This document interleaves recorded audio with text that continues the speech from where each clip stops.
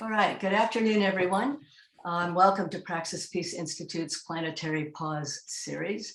I'm Georgia Kelly, the director of Praxis, and today I'm actually the speaker.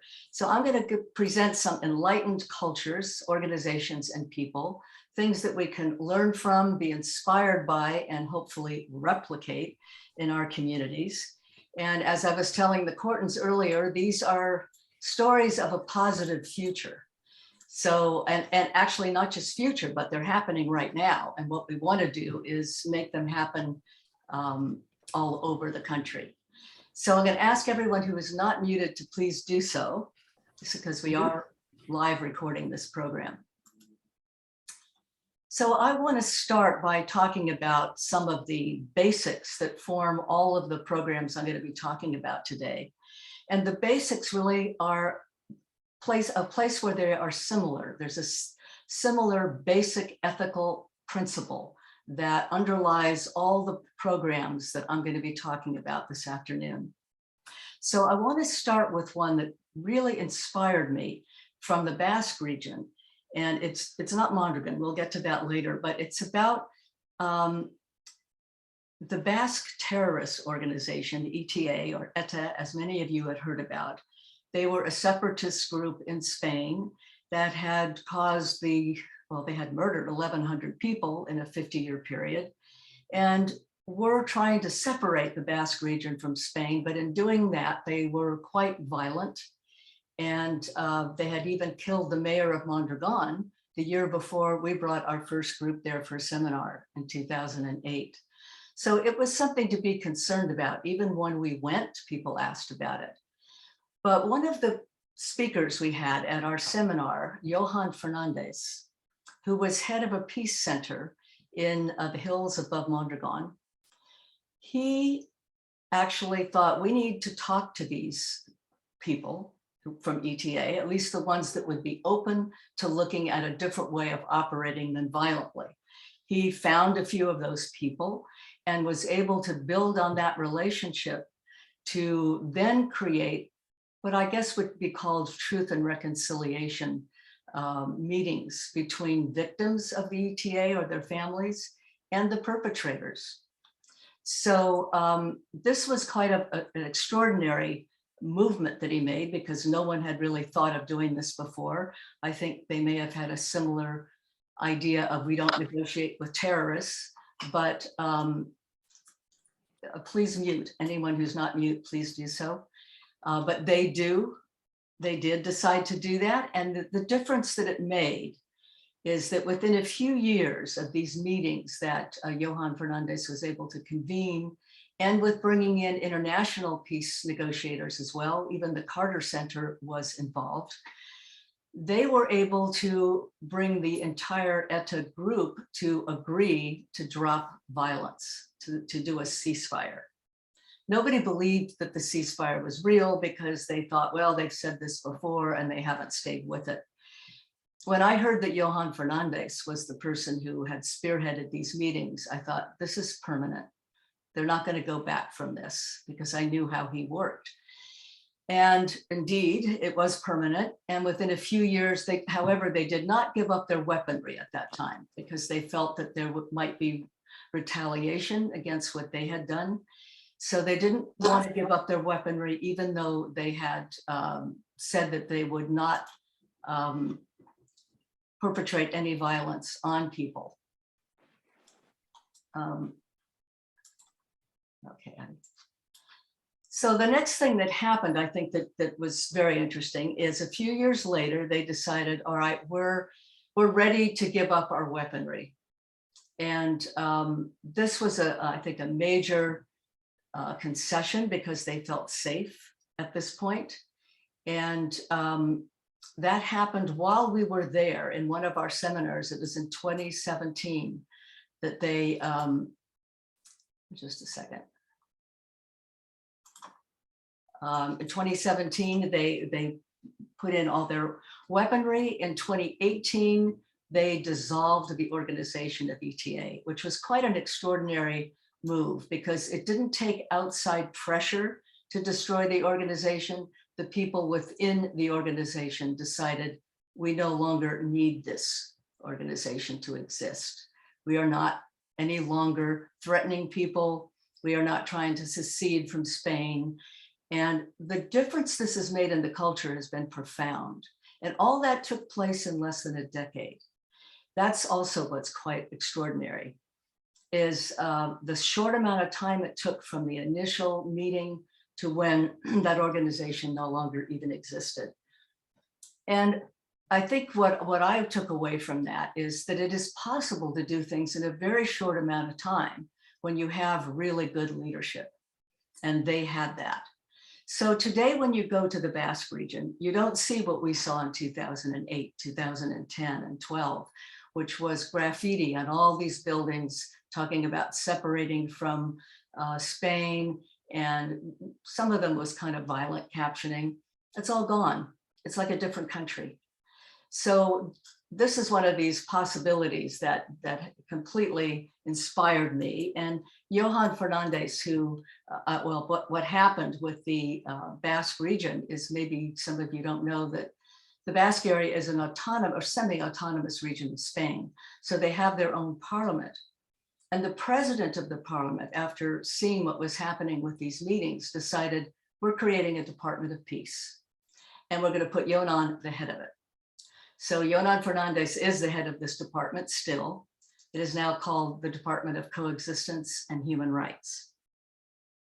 So that still operates, working with prisoners, working, negotiating between factions. And it's been a very profound movement and process in the Basque region.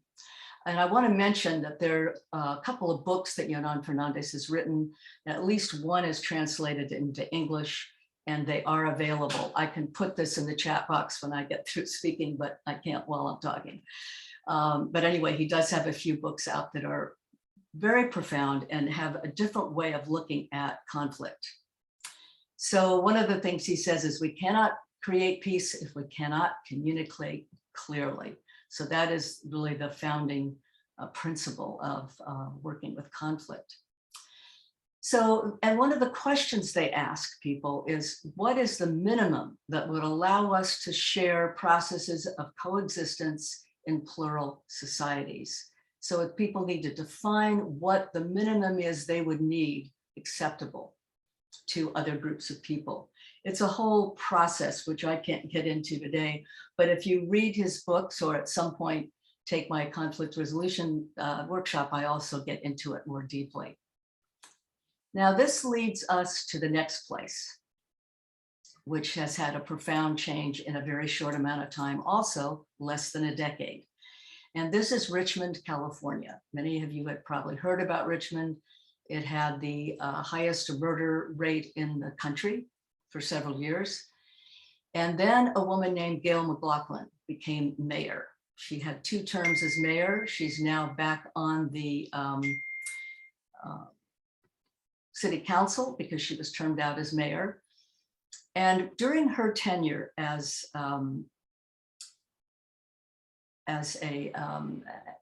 mayor, they hired a new police chief, and his name is Chris Magnus, and he renovated the police department there. So when you see the difference between the police department pre Chris Magnus and post, it's night and day. So he came in, interviewed some of the policemen, and looked at their backgrounds, looked at their records, what they had done or not done as they were policemen, and fired half of the staff, fired half of the policemen in the city, because he felt they were too aggressive, they were racist, they were looking for trouble, too easy to shoot their guns off at people, and he just fired them. There were some lawsuits from some of the people he fired, but none of them took. And what happened with the reorganization of the police department is then he created, with Gail McLaughlin and with the city council, neighborhood meetings with the policemen. So let's say there was a policeman on a certain neighborhood beat, the people in that neighborhood would meet that policeman, have meetings with him, talk to him, get to know him.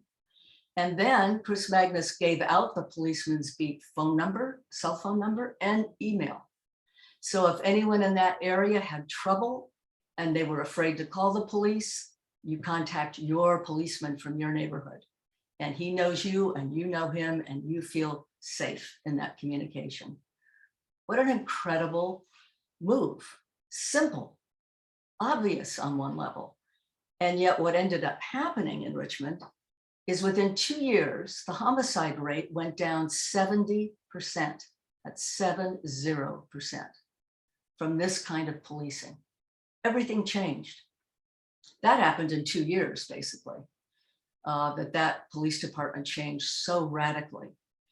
And what came out of that eventually, by the way, Gail McLaughlin wrote a book where she talks about some of this. It's called Winning Richmond: How a Progressive Alliance Won City Hall. And I would highly recommend it. But then what happened after he left Richmond eventually and went to Tucson, Arizona. And in December, I read a police report or a news report on a shooting that had happened in Tucson, where a man in a wheelchair had stolen something from a Walmart and came out into the parking lot, and the police were after him to give up what he had stolen, and he refused, and he had a knife apparently. One of the police shot the man 8 times. Remember, he's in a wheelchair, he can't move. And Chris Magnus, who was police chief then, immediately fired that policeman. There was no suspension without pay or no suspension for 2 weeks. It was immediate dismissal. And this is the accountability that allows for a police department to have credibility. So Chris Magnus has changed the way we can look at police departments by the way he operated in Richmond and in Tucson. And just within the last few weeks, Biden tapped him to be the commissioner of the US Customs and Border Protection. So this is incredible. I mean, you're going to see a really different scene at the US border now with a man like this in charge. So these are the kinds of things, and this is something probably nobody knows Biden has even done, but how important an appointment like that is and what a difference it will make to what happens at the border. So that's one of these really great stories of something that happened in a few years, nothing, not long-term evolution of a culture, but something that just with the right leadership could change very quickly. So coming out of these 2 experiences, now I'm going to go to Mondragón, and I'm not going to spend a lot of time on the Mondragón Cooperatives because I've given talks on them before, and I do have a slideshow on it, and I'll probably give another program because we're planning to go in May, from May 15th to 21st this year. And I will be talking more about that, but I want to look at a few things of what Mondragón is for those of you who don't know. It's the largest complex of worker-owned businesses in the world. It's about 100 or more, actually it's more than 100 worker-owned businesses and more than somewhere between 85 and 90,000 worker owners. It started in 1956 with a very small company of 5 worker owners, and they were mentored by a Catholic priest named Arizmendi Arrieta, who was not a pastor, but a priest with a parish in Mondragón. And realizing that they had such a high unemployment rate, something like 75% in the region in the 40s and 50s, he decided to start this polytechnic school that would teach people how to do jobs for industry in Bilbao, to give them a way to earn a living. But from that came this first worker-owned business of 5 people who made kerosene stoves. From that humble beginning in 1956, today it has grown to this huge complex of over 100 worker-owned businesses, but also they have a university system, a banking system with over 400 branches located throughout Spain, Eraski, which is a supermarket chain, and they have nonprofit centers. and the largest research and development complex in all of Europe. So they are always kind of at the leading edge of genetics, of technology. They are right at the edge. They have a lot of scientists and engineers within that community. So their focus on research and development is so they can continue to create more jobs. And their goal is create jobs for people, and it's people before profit. That's always what we hear there, people before profit. They don't do away with profit because that pays for their pensions and they share that in that profit making, but it's people first. Well, they also have a culinary arts university program, which is a beautiful center that they have in San Sebastian. So how Mondragón operates is very pivotal to the kind of business environment we would like to see in our country.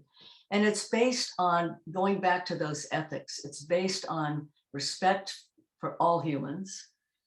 And it has a basic ethical, I guess, position or philosophy, which they see as being critical to understanding how worker-owned businesses can work optimally. 3 of their core principles, I'm only going to mention 3 of the 10 because they're so core.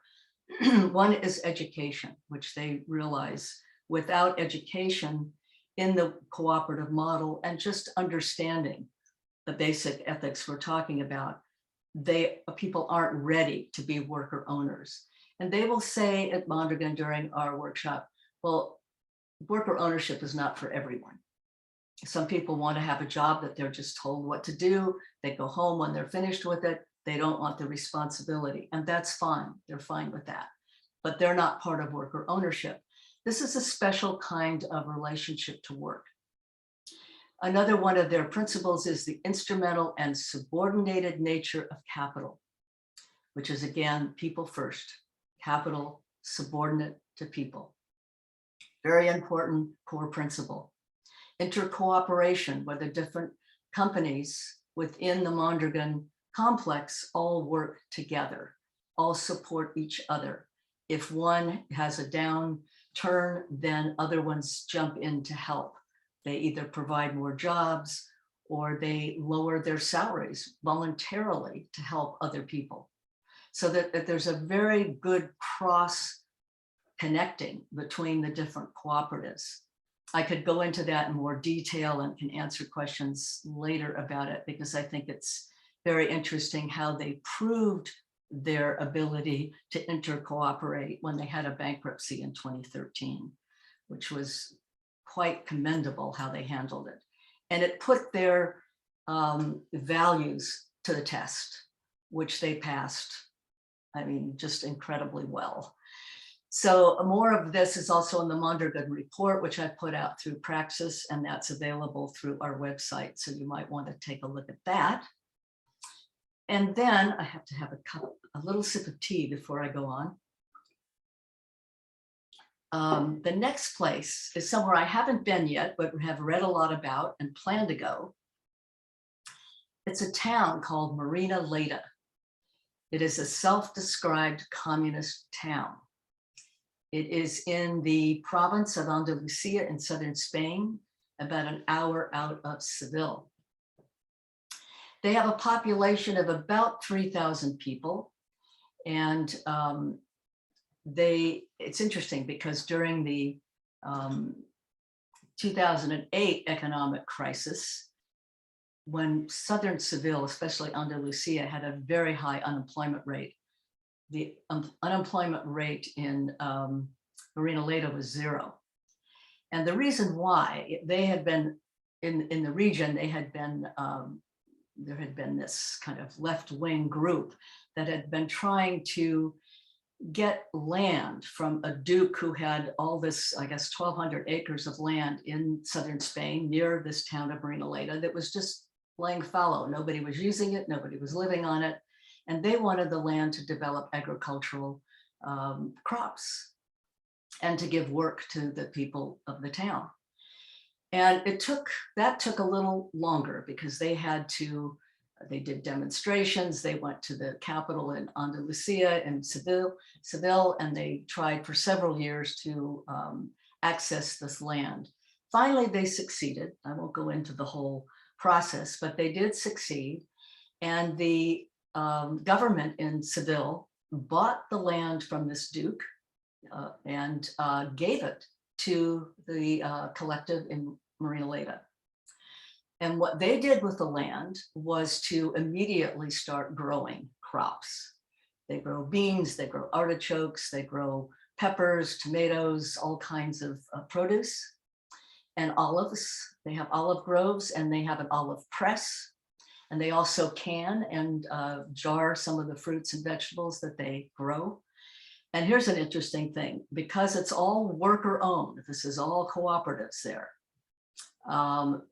They sell to Eroski, which is the Mondragón cooperative supermarket. So there's this a more camaraderie between the worker-owned businesses, which is quite wonderful.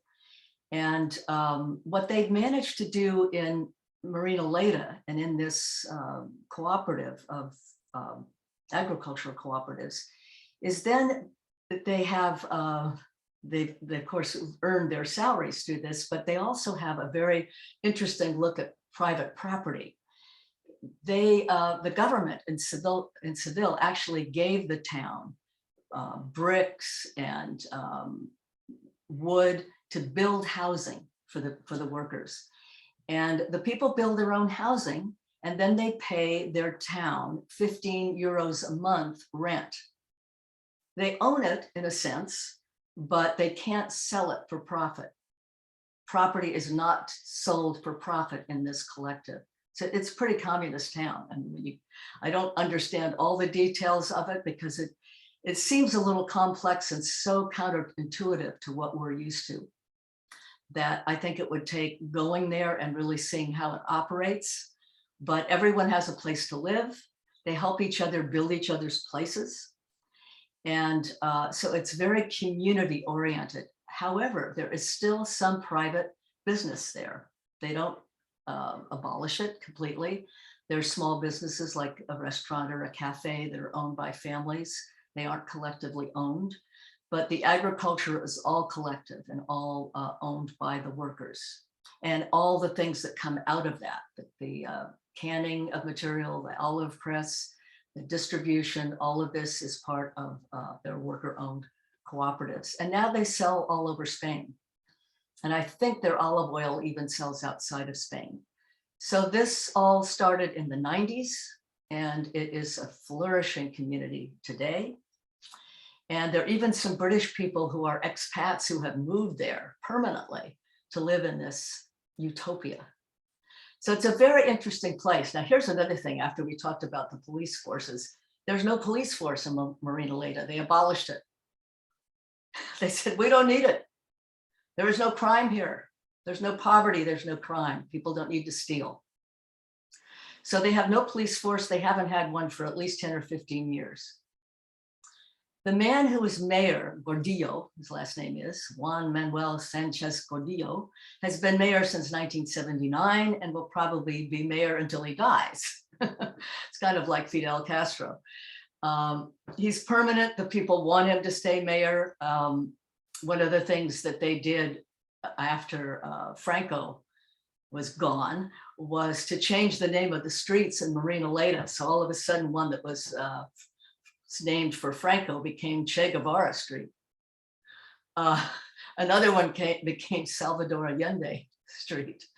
And then they changed the name of the plaza to the People's Plaza. So it's a very interesting place from everything I can read about it. There also has been a book written about it called The Village Against the World by Dan Hancox, Hancox. And I have been in communication with him after I read the book. I was just really taken by it.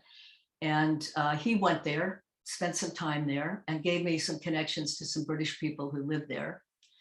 And two of the people who came on our trip to Mondragón a few years back actually went there and talked to people in Marinaleda. One of them was Spanish speaking, so she was able to communicate with them. There weren't many English speakers there, and the British people we had connection to were away at the time. So I didn't go that time because they were gone, but it's still on my bucket list, places to go.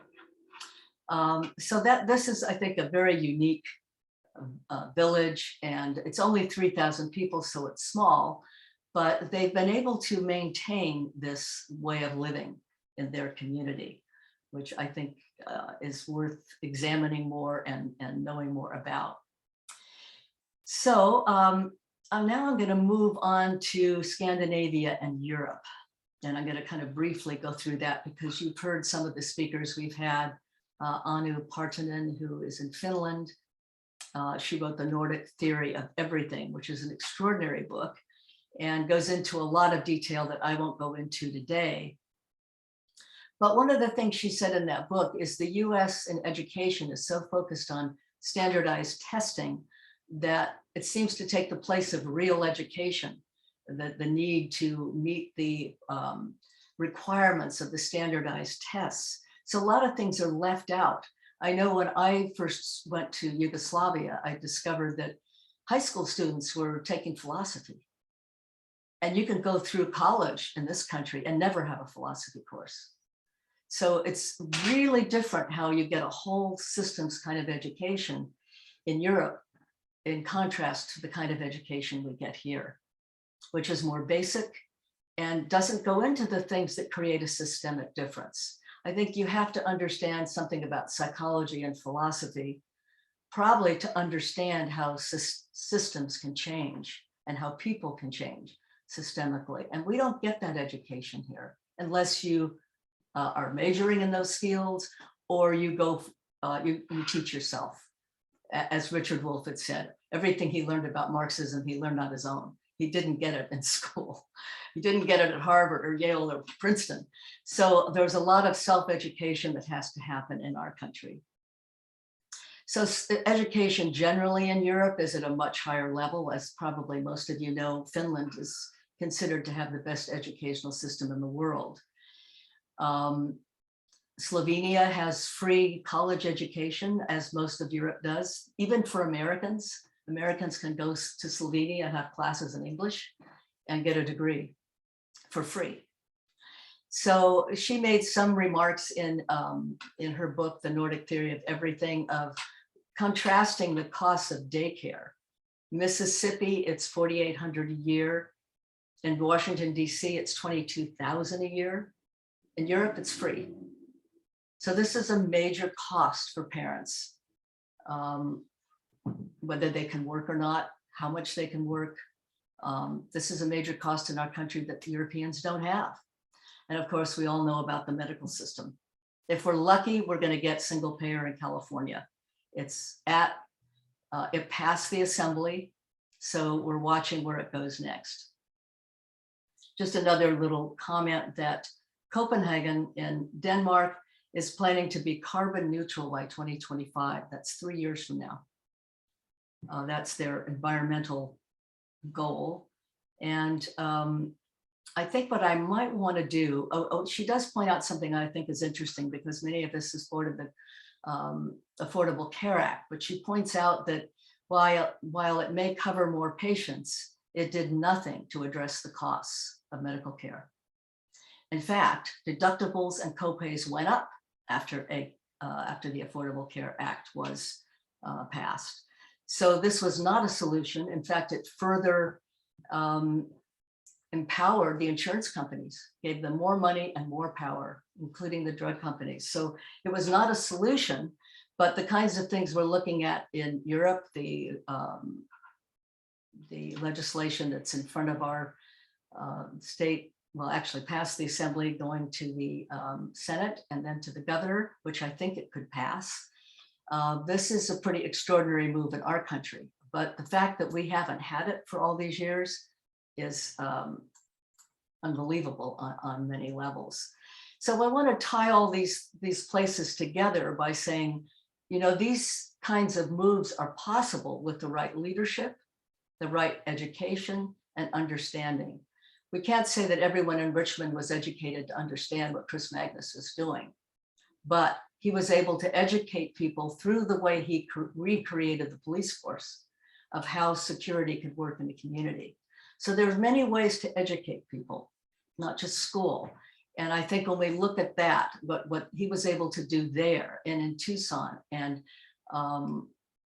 you know, what they were able to do in the Basque region with ETA, these are all things that require a different way of looking at the way we've been conditioned. And I think we see there's leadership for this, and we have to support the leadership where we see it and work really collaboratively to make these things happen. So I think that's all I want to say before I kind of open it up to questions and see which areas more of you would like to hear about today. So if you want to unmute yourselves, please do so.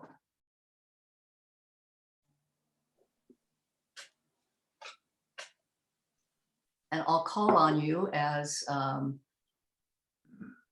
you know, John, are you there? John? I am, yes. For some reason, I'm not seeing the participants in my window. So when you see their hands go up, will you tell me? Sure. Okay, are there any hands up yet? Not via the hand function, no. Okay. I'm gonna wait.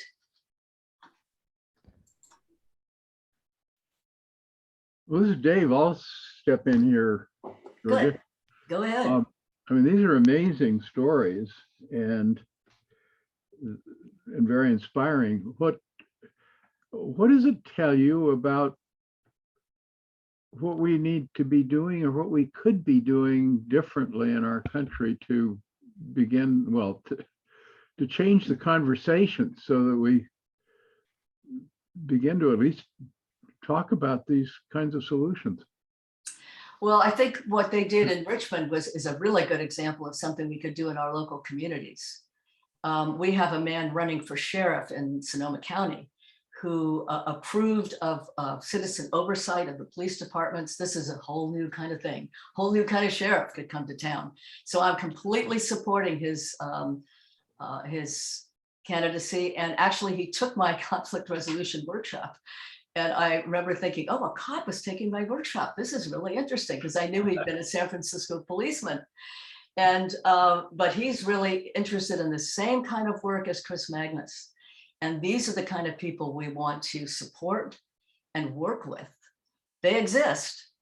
And I think when we're looking for them, they might start to come our way, but we can also look for them. So that's one example of how we could change the police cultures in our communities. Well, actually, I mean, the thing that immediately comes to mind and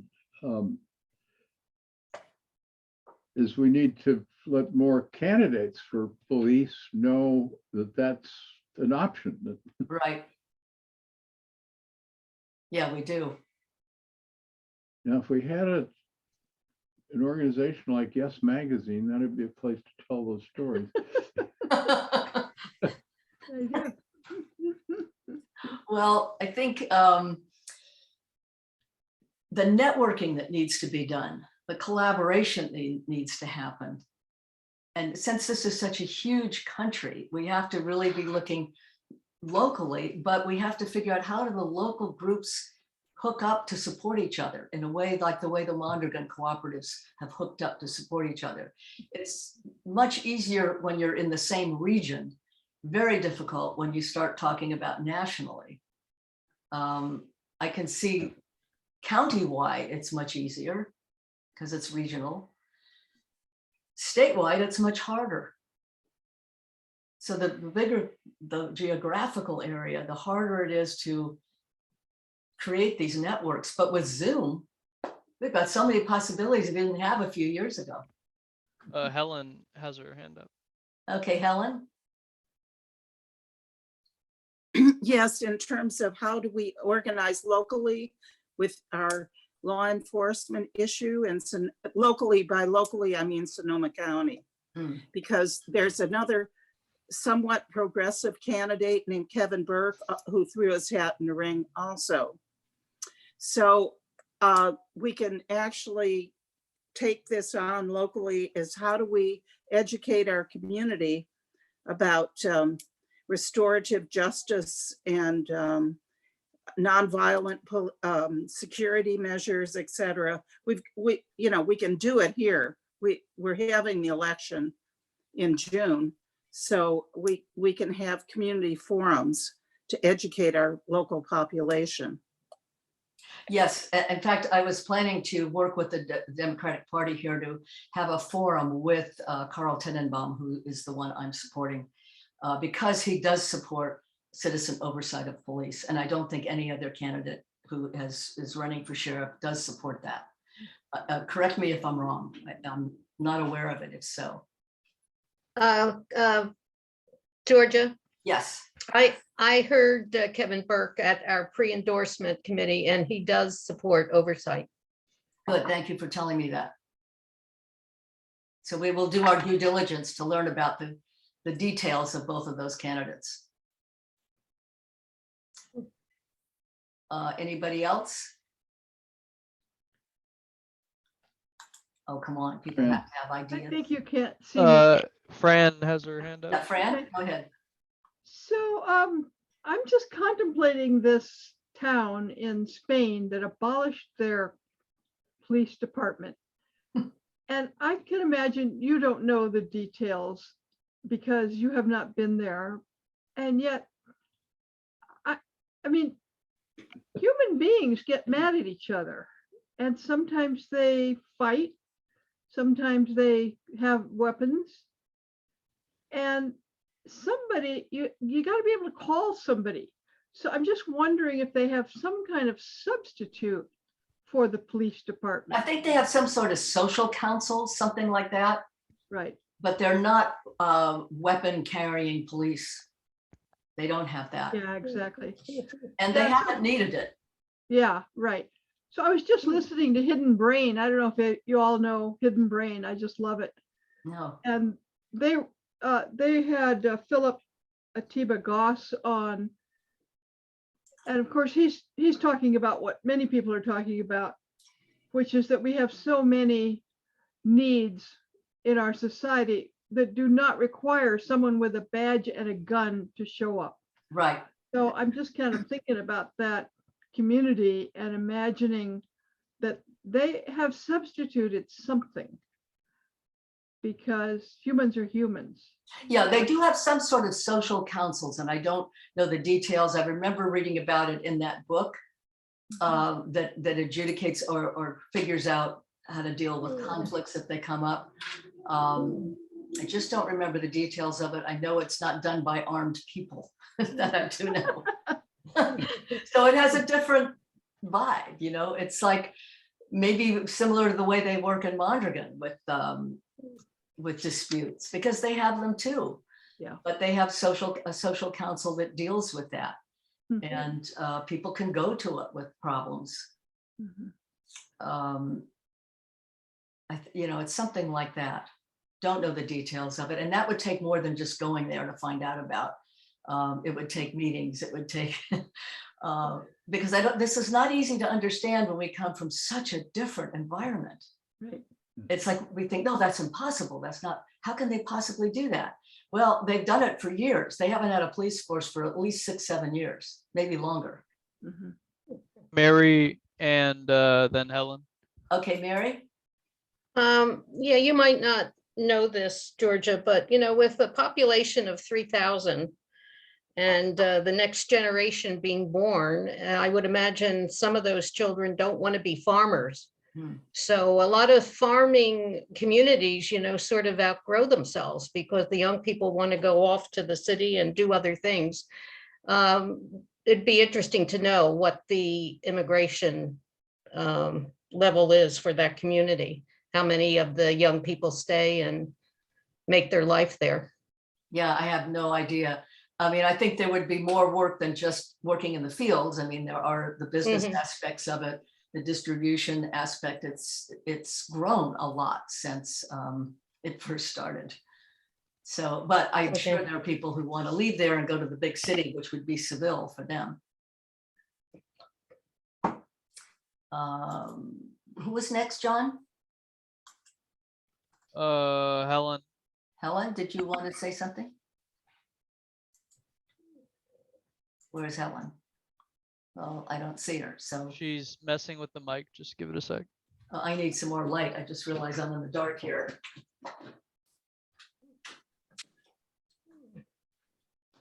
I don't know if she still had her hand up. It might be a link. Oh yeah, I see her hand up. Okay, Helen, do you want to go? Looks like she just put it down. So Oh, okay. I'm gonna infer no from that. All right. Somebody else? No. Well, sure, I'll ask you if you have some hunches about what Chris Magnus is going to do as head of, is he head of ICE? No, it's not ICE. It's the border Border. Border Commission. I have to look it back up again. What is it?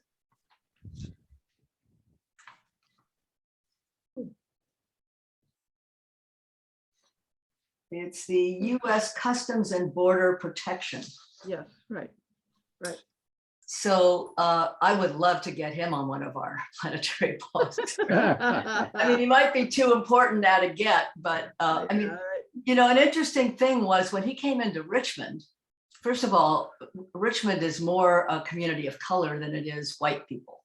Yeah. He's white, very white, Norwegian background. So he's blonde, white, gay also, married gay. Coming into this community, you would think would have no tolerance for this kind of a cop. And yet he just really kicked butt there, you know, just really changed the whole culture. So yeah, he's pretty important now. So I don't know if I'd be able to get him, but I can try. I think he'd be interesting to listen to. I've got a question, Georgia. Go ahead, Crystal. I think it's so fascinating to think about the cultural level of how people like come together in a community again, especially as we're coming through the pandemic and dealing with so much isolation and psychological distress from people, right? Who are like really trying to find their way and how to reconnect with their communities. And so I would be curious if there's like any themes that you saw as you were doing this research about people's well-being. I've looked into it a little bit in different areas of Italy that have cooperatives and don't. There's some comparative studies there, but I would be curious at that level of the psychological and how the social fabric can really influence the individual's well-being. Well, it definitely does. I mean, when you see places like Mondragón and I guess Marinaleda too, where you don't have unemployment, you don't have poverty. And that's, you know, one of the critical things about Mondragón. I mean, first time you go there, you notice, oh, there's, you know, no one's living on the street. There's no poverty, there are no slums. How great, you know, but usually it takes another 2 trips sometimes if people go to notice. This is why I tell everybody this, is that there's also no great wealth. So you have these 2 ends of the economic spectrum lopped off. And that has made a huge difference. So everyone is living at a comfortable level. And it doesn't mean everybody has a lot. It just means everybody's comfortable. They have what they need, and usually they have more than what they need. And, you know, there's people who have more, obviously, especially in San Sebastian, but they don't, there's no flaunting of wealth. There are no big mansions on acres and acres of land. It's not like here. They don't live like that. And they don't aspire to it. That's the other thing that's really different from America and Europe generally, but especially in places like Mondragón, Marinaleda, is they don't aspire to great wealth. They don't aspire to having so much stuff. And it's not a goal. So their aspirations are really different than Americans. And that way, more people can be satisfied by not reaching that top level of income so that everybody can live well. It is really a different ethic from the top to the bottom. And we don't have it here except in pockets, but it's not part of our American culture, certainly not part of the American dream. So, or nightmare as it's become. But yeah, there are basic things in the community. And I'd say, you know, the people before profit is one of those basic things. Respect for all humans, no matter who they are and what they've done, is another. And they all share that. It's an ethic that they share. And you see that with the police I talked about. They have that ethic. And that's what's missing a lot here, is that piece. You know, Georgia, if you look into that further, I mean, as you talk about that, I recall my youth growing up in the Northwest in the 1940s and 50s. And I remember being so proud of the United States as a middle-class country. And we really referred to ourselves as middle class. Now, as so many things, it was overstated. There were certainly poor people and there's some rich people, but there was a whole lot less of this extreme separation. And, you know, I've never, well, I mean, it was disassembled, I think, by intention, by, Oh, yeah. Reagan. Reagan. but, you know, but it was started before that. I mean, I think there's a whole lot more to the dynamics that we don't really understand. Started after World War II, basically. Well, It didn't show up right away. yeah, I mean, that's the way we came out of World War II. Yeah, we thought we were all a real middle class, strong middle class country, and we were at that Yeah. time. But it started, I mean, I certainly can't say I noticed it before the 1980s, the change. Yeah, I mean, that's when it really began to hit. That's And what- I remember, I mean, when I went into international development work, it was with this idea, you know, we need to make the rest of the world more like the United States. And now it's sort of, oh my God, we certainly don't want to make, right. We don't want to be like that country. yeah. Yeah, it's changed a lot. I think the work on cooperative living is so important because of that so much suffering that people are experiencing from the wealth consolidation that's happened. And so I think immediately of just humans need to belong, right? That like people want to engage and care for their neighbors and make sure everyone's safe. That role of the police, like, you know, really just take care of each other. Like, like really the law enforcement and economic spheres are meant to do. So I just feel like there's a lot of opportunity for healing when people can engage in like more cooperative examples and communities like you gave today, Georgia. Well, also, you know, we have a very punitive culture here. And that attitude of we've got to punish the person who did wrong. And that's the first reflex, is punishment. And the first reflex in Mondragón or Marinaleda or places like this, Scandinavia, the first reflex is not punishment. It's what's wrong. It's like when somebody said it at one of our Mondragón seminars. I mean, this question has been asked several times. Well, what do you do if someone's just slacking off on the job? Do you fire them? And they say, oh no, we don't fire people. And he said, what we do is we go to the person and find out what's going on in their life. Something must have changed. Something must have happened. Maybe they're having a problem in their relationship, or they're having someone sick in their family, or they're going through something. But we go and find out what's wrong. You know, that's the caring model. We go to find out what happened, what's wrong. Not, oh, well, we're going to fire him if he doesn't do such and such, and I'm going to go warn him and threaten him right now. You know, that attitude is just not part of the culture. And that's something that's an attitude we've got to pull out of our culture. We really have to pull that out because it creates so much, it creates an avalanche of that kind of reacting, which is so detrimental to respect and healing. So yeah, we got to get out of the punishment game. No fun.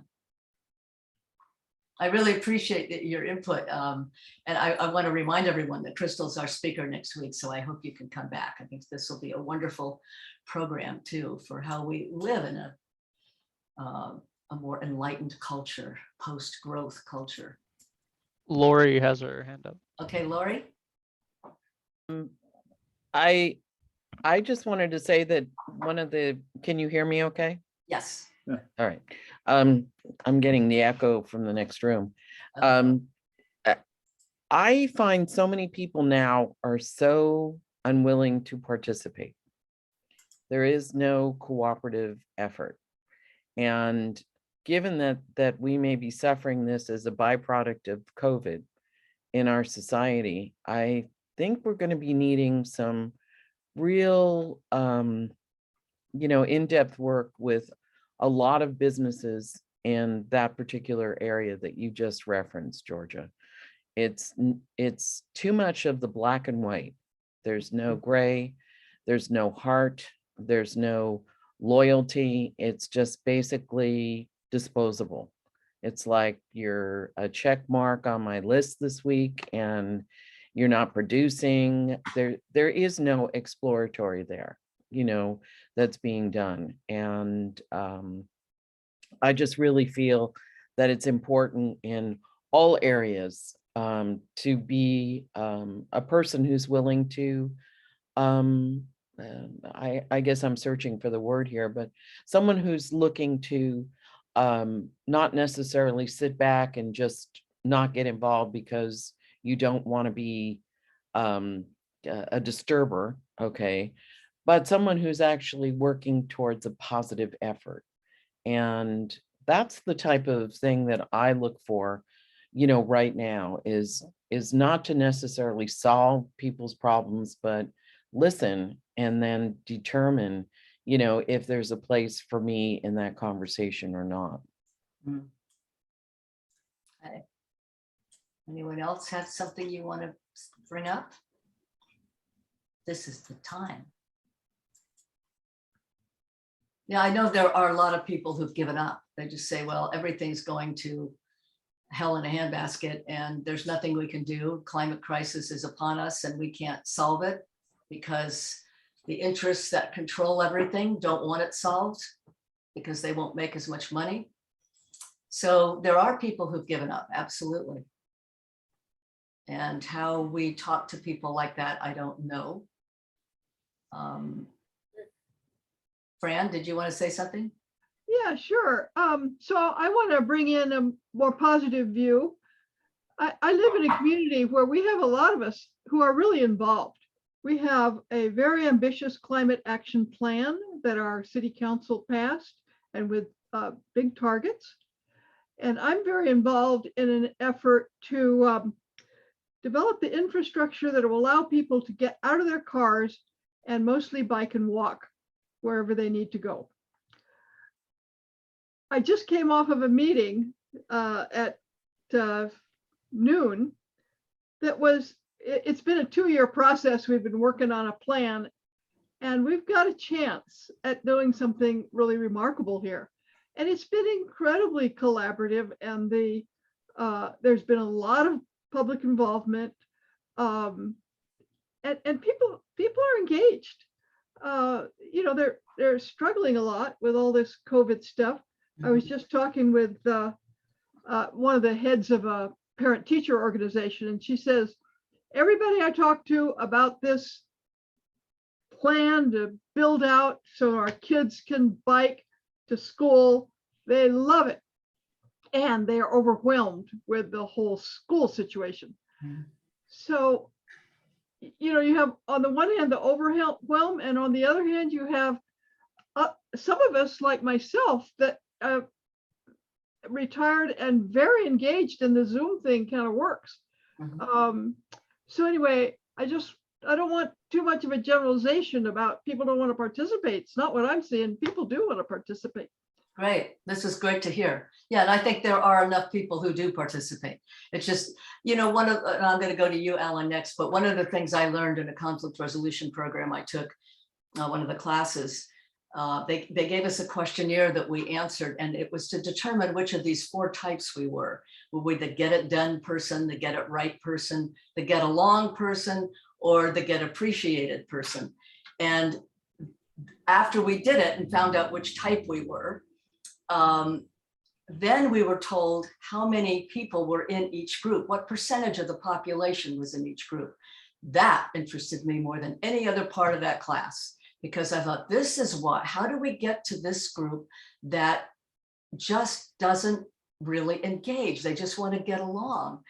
And that get along group is 60% of the population, according to this, which I think is true. They aren't the people who become leaders. They aren't the people who start things, but they want to get along. They don't want confrontation. They don't want, you know, we have to educate, I guess, for people to say, saying what you really believe or want is not necessarily confrontational. It's being honest, but that's very hard for a lot of people to do. Right, So but we don't need the 60%.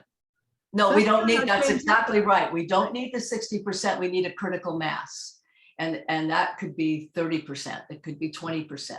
Right. That's all we really need to make a change. Yeah, exactly. So Alan. Well, I'm just switching the topic back to positive happenings. And my oldest son and his family with the 13 and 14-year-old and 15-year-old boys, my grandsons, moved to Eco Village in Ithaca. And it sounds like it's quite a fascinating village. I guess it's been around some 30 years. They had been hunting for literally years to find where they could settle that give the kids a great opportunity. It's over 100 acres. So they're kind of 100 people or so, I'll just be brief, and like 3 pods maybe made up of 30 to 40 people, parking on the outside, a lot of community stuff on the inside, walking to each other's house. And they lease land to, I think three of the people there have CSAs or orchards or something like that. And they lease lands amongst to themselves, you might say. And it's a big step towards what we're talking about. Mhm. It's not there, but you know, with 100 people, they don't need a police force, obviously. I mean, they do share rides and things like that, but most of the people do work in Ithaca themselves. So it's a nice, diverse group. And I was just thrilled to be there. It's not around a particular religion. It's more around a housing, how they want to be housed, how they want to interact with their neighbors. And so I don't know how many other places are going on like this, but Yeah, this is a great I was real example. proud of them that they Mhm. found their place. It's a great example. We need more of those places.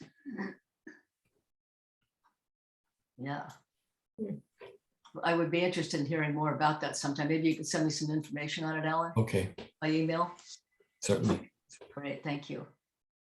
We want these positive models to learn from and to replicate. So anybody else? I know there's some people who didn't get in because once I'm doing the program, I can't let people in. It was disruptive for a few people and I had to stop. So. Could I just say briefly, Georgia, how that connects so beautifully with what we'll talk about next week, Great. if that's all right. Mhm. Yes, so how do we bring out the best in our communities and get more engagement? And really, I see the heart of that is good group facilitation and being able to really lead and harness the power of small groups and focus our intention. And so over the past 5 years, I've worked with Post Growth Institute as education director, and we've developed this offers and needs market, which you may even get a taste of next week. Basically a 2-hour group meeting process where people can, in small groups, like really explore and share their offers and needs. And I tell you, yeah, people break down in tears sometimes. It's just so powerful to feel that generosity and connection for people. So we've been just training almost 200 facilitators in the last couple of years in this process. And I am very encouraged by the goodness in people and how better, more transparent governance and process can really bring that out. So I'm super excited to share some like real life tools with you, how we can create these kinds of more inclusive, generous cultures in our own communities. And thanks for the opportunity, Georgia. Yeah, you and Mike, does he pronounce his name Stode or Stode? Strode. Strode, I'm sorry. Yeah. left Yeah, out the that's it. R. Yeah, he will be the week after you too. So I think, yeah, you two are very compatible with your programs. So, and that'll be next week at 4. Anyone else have anything you want to offer before we finish? I want to finish on a positive note, because I think what we've learned about today and what I've been inspired about, the fact that I haven't been able to go to Mondragón for 2 years has just been horrible because I feel like I get a booster shot by going to Mondragón. It's not the COVID booster shot, but it's the belief in humanity booster shot that after going there, I just feel so uplifted and ready to take on whatever I have to do next. It's just a very empowering, inspiring experience to be around this kind of community. So what Alan was talking about, and the kind of things you were talking about, Fran, and Bainbridge Island, these are stories that I think can inspire other people too, to work locally in a more creative way. These are all possible because they're happening. So they're not just fantasies. So anyone else, or are we almost done?